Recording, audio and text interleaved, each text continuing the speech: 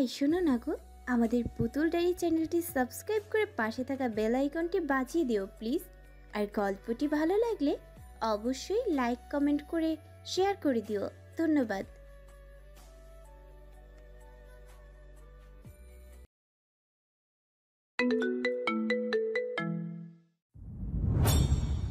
Reason আর কথা না বাড়িয়ে চলে গেল নিজের রুমে দিকে। ফারহাত তার মাফিয়া জীবনের সাথে রিজনকে একটু জড়াতে চায় না, কিন্তু তারপরও কিছু কিছু মিশনে ফারহাত না করা সত্ত্বেও রিজন তার সাথে থাকে। ফারহাত চায় রিজন তার বিজনেস আর তার একমাত্র বোনের খেয়াল রাখুক, আর নিজেরও। কিন্তু প্রায় সময় রিজনের জেদের সামনে তাকে হার মানতে হয়।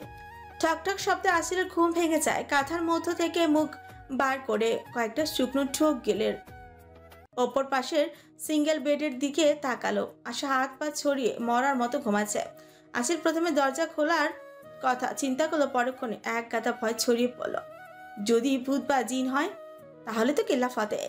আসিলের এরকম আজগুবি ভাবনার মাঝে আবারও দরজায় দুবার টোকা পড়ল। আসিল আবার ভাবলো, ভূত বা জিন হলে এতবার টোকা দিত না। হয়তো কোনো হোস্টেল মেট অসুবিধায় পড়েই হয়তো হেল্প চাইতে এসেছে।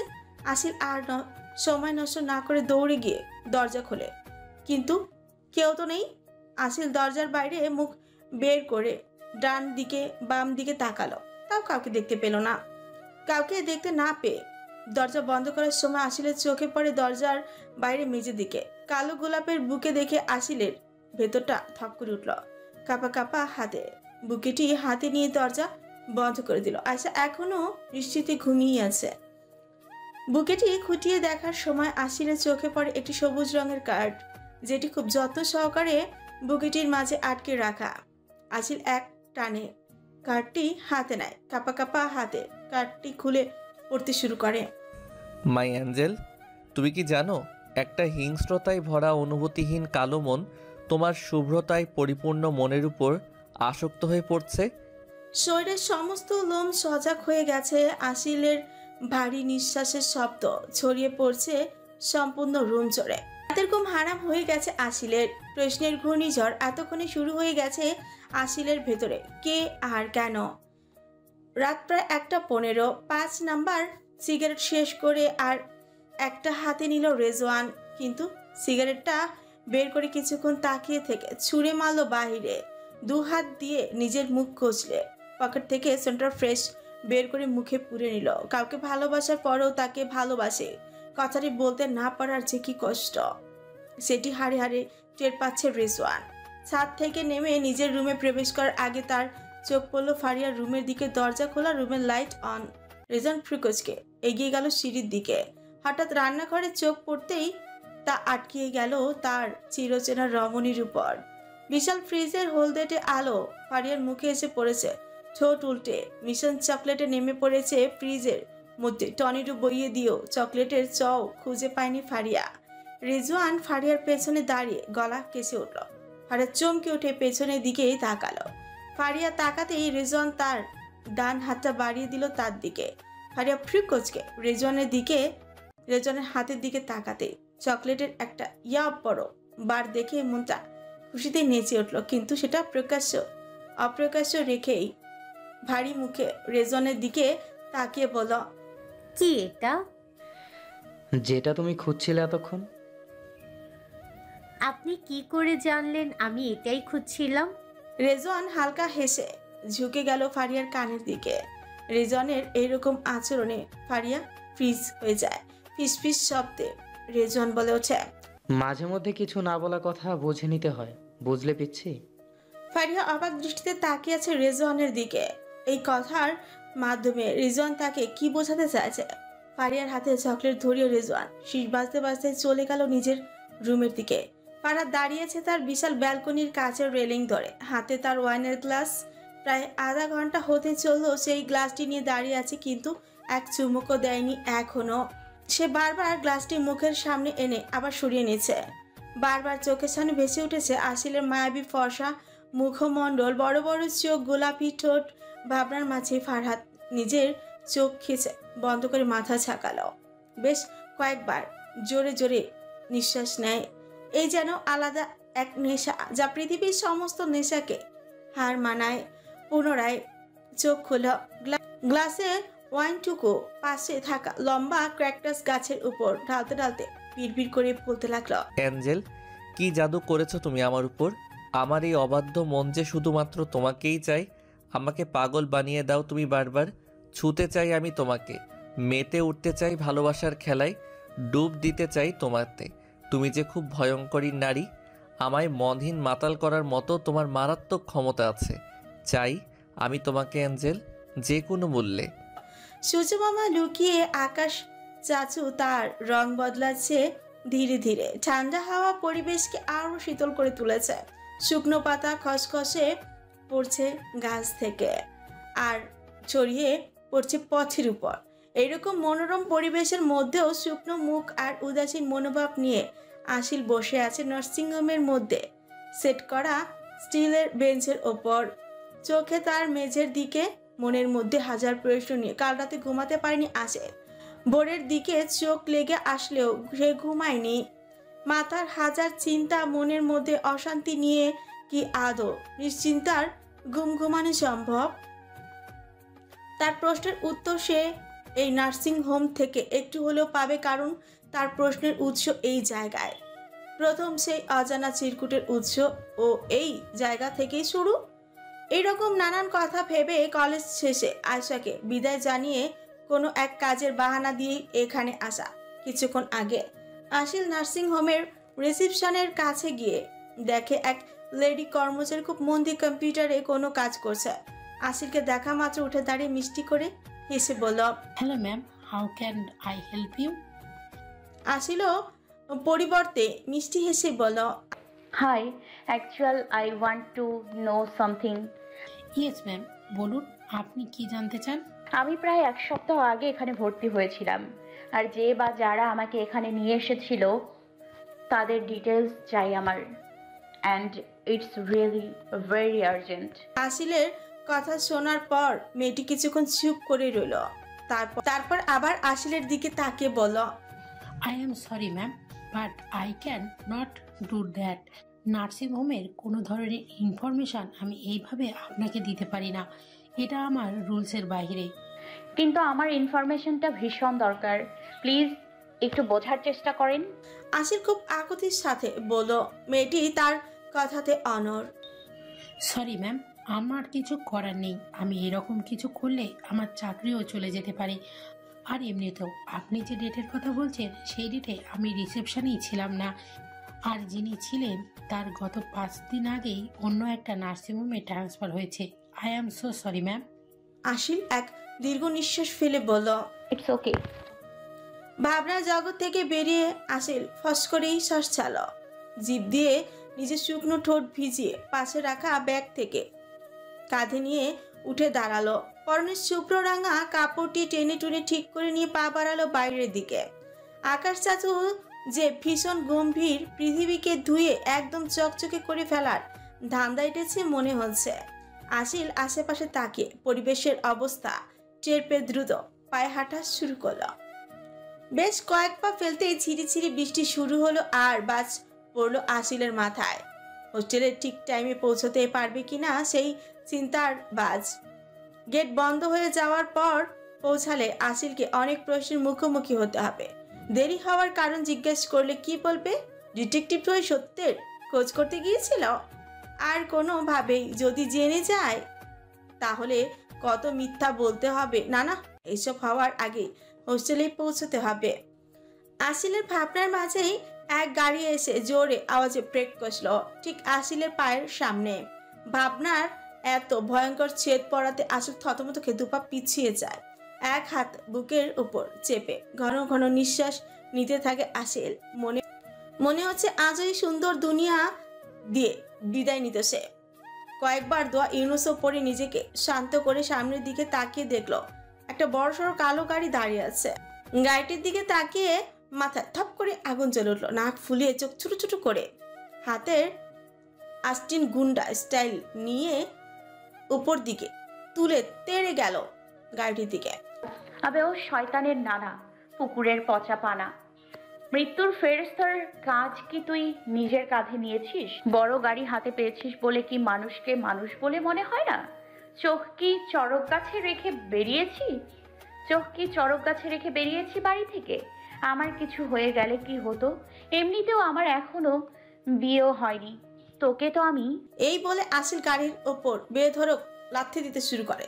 তাতে মন না ভরে আশেপাশে খুঁজে খুঁজে একটা একদলা ইট হাতে তুলে গাড়ির জানালা কাঁচ ভাঙার উদ্যোগী হয়ে জানলার দিকে তাকাতেই থমকে যায় আসিল। হাতে থাকা ইটা শব্দ করেই নিচে পড়ে যায়। পিটপিট করে তাকিয়ে দু একটা শুকনো ঠোক গিলে মুখ থেকে অস্পষ্ট স্বরে বলল, আপনি?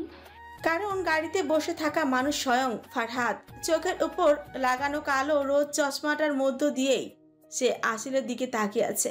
ড্রাইভিং সিটে বসে থাকা ফারহাদের এইরকম তাকানোতেই আসিল অপ্রস্তুত হয়ে হাতে হাত ঘষে মেকি হাসি দিয়ে বলল, এরকম কয়লার মতো কালো রঙের চশমা পরে গাড়ি চালালে আমার মতো নিষ্পাপ শিশুদের চোখে তো না পড়ারই কথা। আসিলের কথা শুনে ফারহাদ মনে মনে বলে, যাকে দেখলে ফারহাদ আহমেদ খানের মনের মধ্যে টর্নেডো শুরু হয়ে সব কিছু এলোমেলো হয়ে মাতাল মাতাল ফিল করি, সে কিনা নিষ্পাপ শিশু।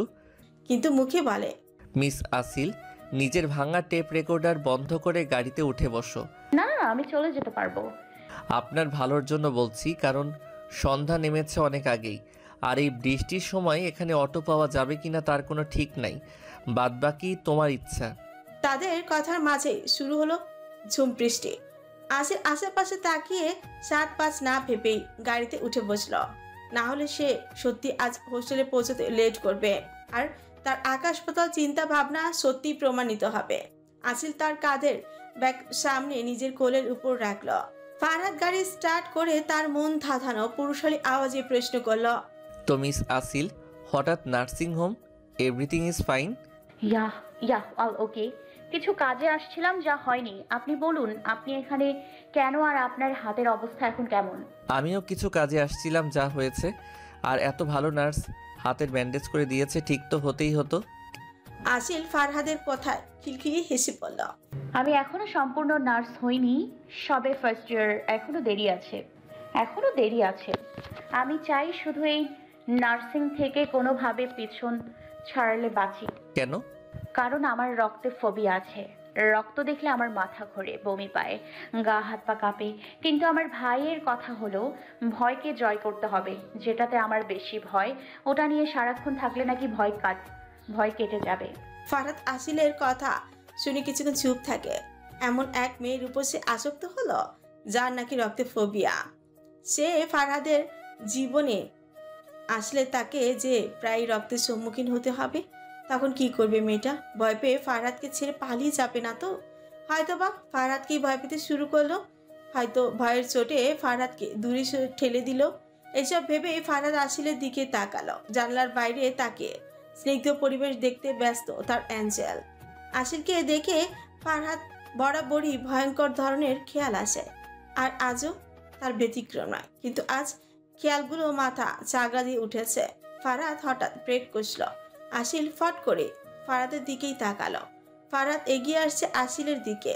আসিল হঠাৎ ফারহাদের এরকম আচরণে দুটো শুকনো ঠোক গিলে গাড়ির দরজার সাথে সেটে যায়। ফারহাদ অনেকটা ঝুঁকে নিজের বাম হাত পিছনের সিটের দিকে বাড়িয়ে দেয়, হয়তো কিছু খুঁজছে। কিন্তু এইদিকে আসিলের হাল বেহাল মনের মধ্যে হাজার বাজে চিন্তা ভাবনা আসছে তার। এরই মাঝে ফারহাদ আবার নিজের জায়গায় বসে তার বা হাত বাড়িয়ে দেয় আসিলের দিকে। আসিল ফ্রিকুচকে ফারহাদের দিকে তাকাতেই দেখে একটা মাঝারি সাইজের তাওয়াল হয়তো গাড়িতেই রাখা থাকে এমার্জেন্সির জন্য। আসিল তাওয়ালটা হাতে নেয়। ইস, ভীষণ লজ্জা করছে। না জানি লোকটা আবার তার নামে কি ভাবছে।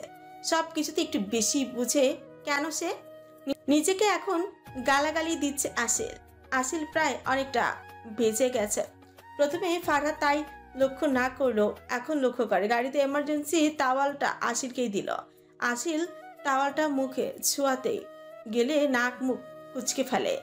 ফারহাদের দিকে তাকিয়ে একটু জড়িয়ে বলল, টাওয়ালটা কতদিন হয়েছে কাচেননি?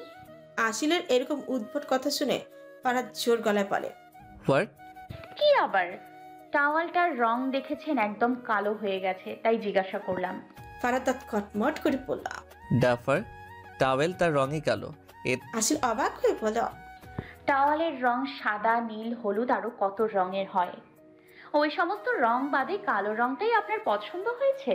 নিজের পছন্দনীয় রংকে এত প্রাধান্য দেন আপনি। আজও আপনার গেট আপ কালো, বাহ, ইমপ্রেসিভ। এতে এত অবাক হওয়ার কি আছে? কালো রং কি তোমার পছন্দের তালিকার বাহিরে? আসিল নিজের মুখ কাপড়ের ভেজা কিছু অংশে মুছে ফারহাতের দিকে তাকিয়ে বলল, হ্যাঁ, কারণ আমি শুভ্রপ্রিয়, আর যে কোনো শুভ্রপ্রিয় মানুষের পছন্দের তালিকায় কালো রং বড়ই বেমানান। আপনার কালো রং পছন্দের তালিকায় কেন? কারণ কালো তার রং পাল্টায় না। ফারহাদ তার গম্ভীর পুরুষালী আওয়াজে কথাটি বলে উঠল। আসিল তাকিয়ে আছে ফারহাদের দিকে। ফারহাদের এরকম কথা আসিলকে কাঁপিয়ে তোল। ফারহাদের বলা কথা যেন আসিলের ভেতরটা নাড়িয়ে তোল। কেন আজ এই মানুষটাকে আসিলের ভীষণ চেনা লাগছে?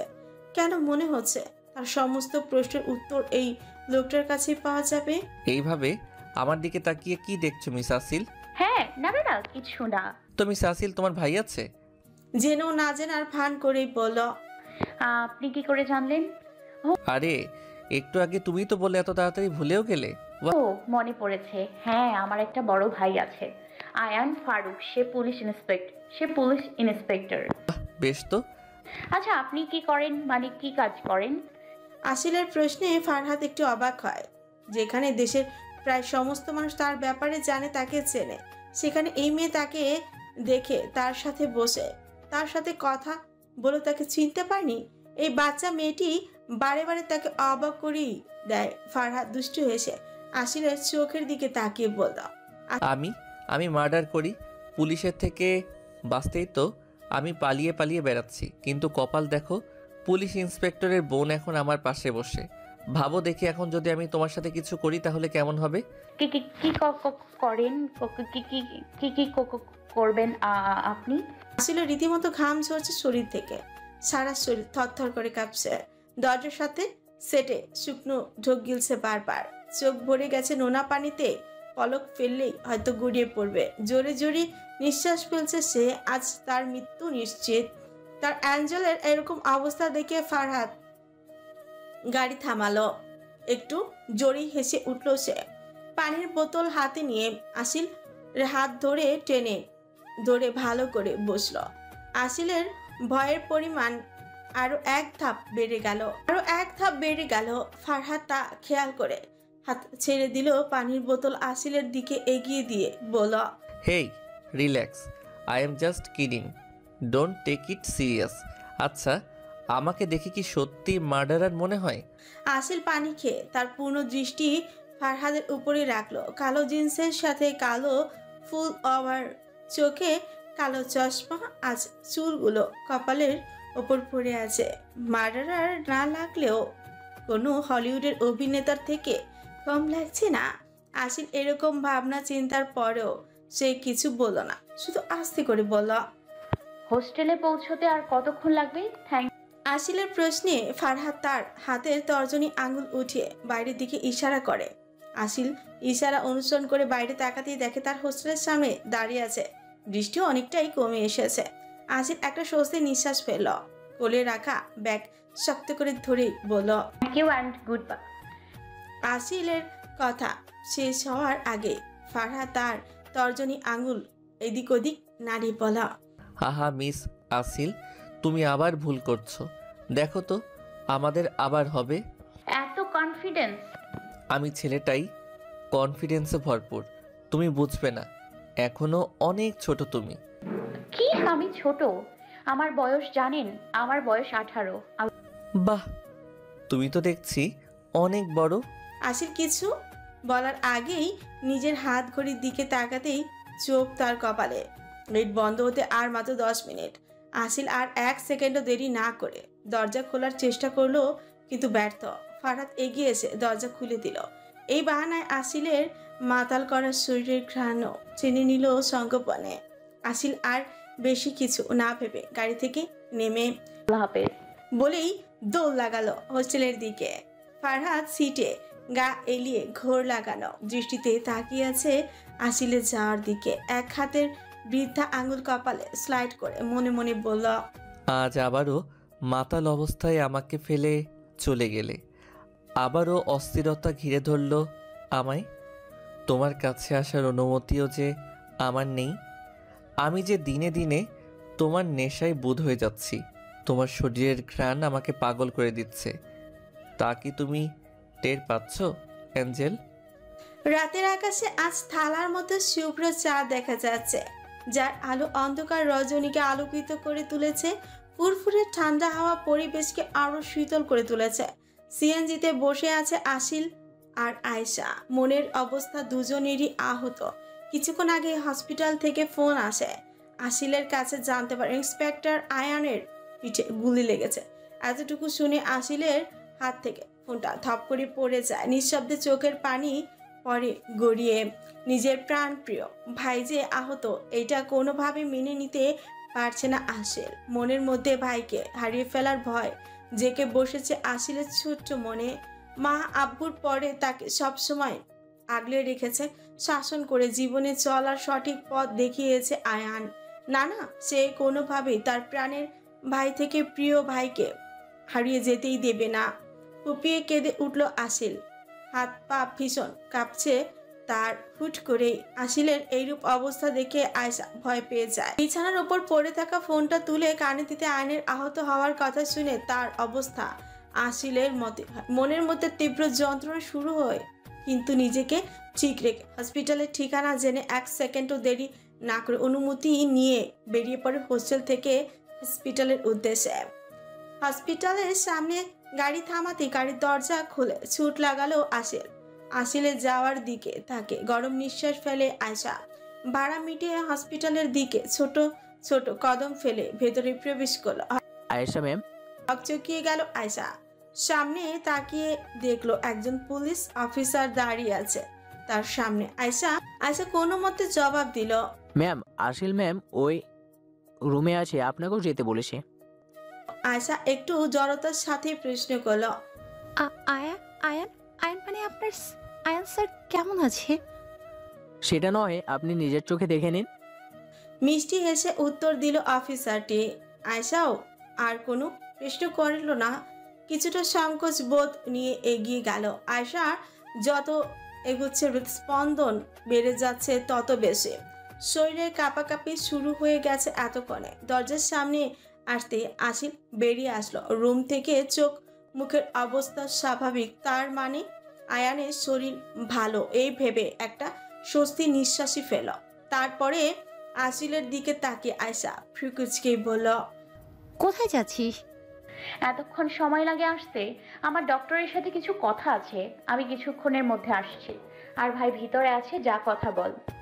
কিন্তু আমি একা, মানে কিভাবে, কি করে? এখানে আসার সময় অস্থিরতার আর প্রিয় মানুষকে নিয়ে ভয় আমি তোর চোখেও দেখেছি আশু। কিন্তু তারপরও আমার কেমন জানি লাগে। উফ আশু। বিরক্তি মার্কা ফেস নিয়ে আসিল চলে গেল আয়শা ব্যাবলাকান্তের মতো কিছুক্ষণ দাঁড়িয়ে থেকে মনের মধ্যে হাজারো সাহস যুগে ভেতরে প্রবেশ করলো। ভেতরে প্রবেশ করতেই ধপ করে উঠল বেসামাল হৃদয়। আয়শার চোখ মনে হয় এবার কোটর থেকে বের হয়ে যাবে ভাব। হাত পা ঠান্ডা হয়ে যাচ্ছে, গাল দুটোতে এতক্ষণে লাল আভা ছড়িয়ে পড়েছে। এই নিয়ে দুবার সে আয়ানকে উন্মুক্ত শরীরে দেখলো। ইস, নিজেকে নির্লজ্জ উপাধি দিল আয়শা। মনে মনে নিজেকে বকা ঝকাও করতে লাগলো। এই যে মিস সসমিস, এইভাবে আমার দিকে তাকিয়ে না থেকে ভিতরে আসো। বরকে গেল আয়শা। লাস্ট পর্যন্ত চশমিশ উপাধি পেল সে।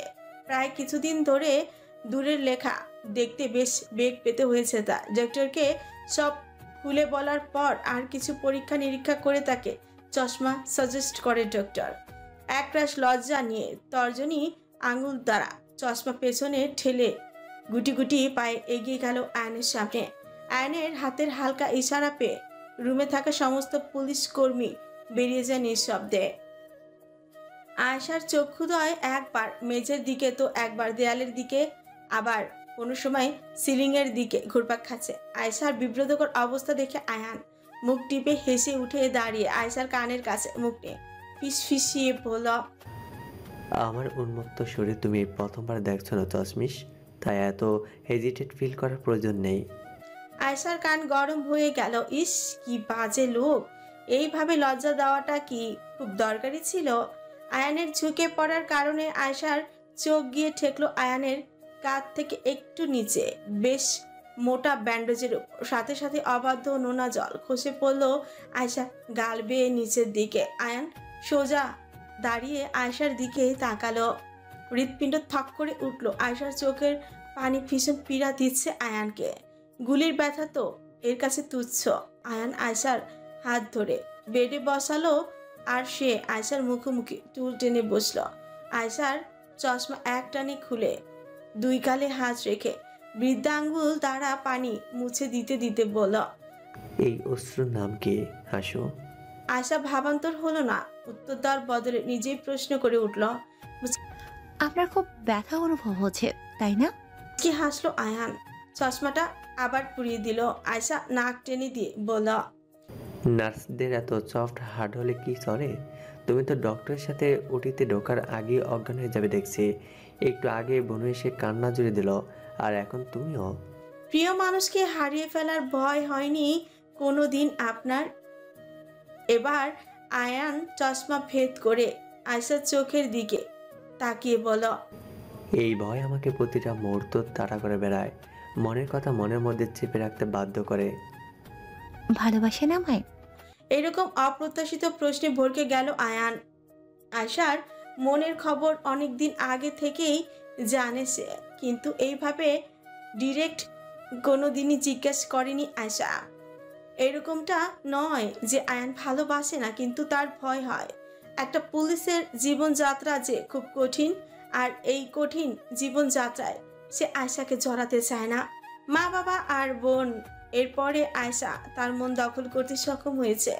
মাঝে মধ্যে আয়ানের মনে হয় একটু স্বার্থপর হয়ে আয়শাকে নিজের বুকে টেনে আনতে, কিন্তু পরক্ষণে এক গাদা ভয় এসে জেকে ধরে। কারণ এই আয়শা নামক মেয়েটা যদি কিছু হয়ে যায় তাহলে সে বেঁচে থেকেও মরে যাবে। আর এই একই ভয় আসিলের জন্য হয়। মাঝে মধ্যে মনে হয় এই পুলিশ নামক প্রফেশন থেকে বেরিয়ে আসবে, কিন্তু এটা কি আদৌ সম্ভব? না, এটা অসম্ভব। আয়ান আয়শার দিকে তাকে বেশ সিরিয়াস ভঙ্গিতেই বলে, দেখো আয়শা, তোমার এই বয়সটাই আবেগ আর মোহের, তাই এই ভালোবাসা ছাড়াও আর পড়াশোনাতে মন দাও। আর আপনার কাছে আমার ভালোবাসার নাম আবেগ আর মোহ? আয়নের কথা শেষ হওয়ার আগেই আয়শার ধরা গলায় কথাটি বলল। ঠান্ডা শীতল পরিবেশও আয়নের কপালে ঘাম বেয়ে পড়ছে। আয়নের কপাল বেয়ে ঘাম গড়িয়ে পড়ছে। মেয়েটাকে কি সে হার্ট করে ফেললো? মেয়েটাকে অনেক বেশি চেয়ে ফেলেছে, শুধু একটু স্বার্থপর হওয়ার দেরি। দেখো আয়শা, আমি এটা মিন করতে চাইনি, আমি তো।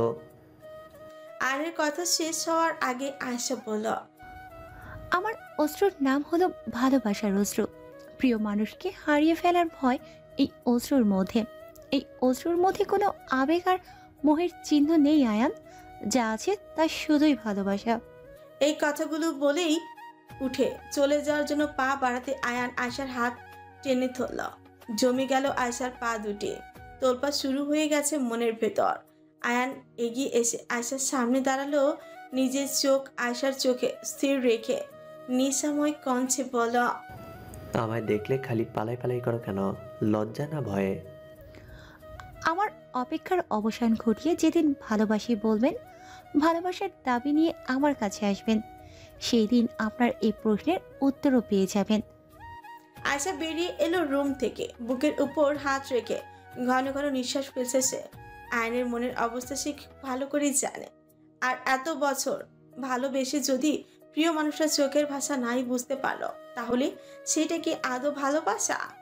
ভালো না বাসলেও আয়নের মনে কোথাও না কোথাও আয়েশার জন্য অসীম ভালো লাগা ভরপুর আছে, কিন্তু সেটাকে ভালোবাসায় রূপান্তরিত হতে একটু সময় লাগবে। আর আয়েশা যখন বছরের পর বছর অপেক্ষা করে আসতে পেরেছে, সেখানে আরো কিছুদিন অপেক্ষা করাই যায়।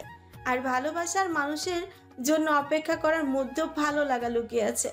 আসিল সব ফর্মালিটি মিটিয়ে আয়ান আর আয়েশাকে নিয়ে বাড়ির উদ্দেশ্যে রওনা হলো। আয়েশা অনেক রকম ভাবে যেতে না বললেও আসিল তার একটা কথাও শোনেনি। যাওয়ার পথেই হোস্টেল থেকে নিজেদের কিছু প্রয়োজনীয় জিনিস আর হোস্টেল থেকে পারমিশন নিয়ে বেরিয়ে আসে দুজনে।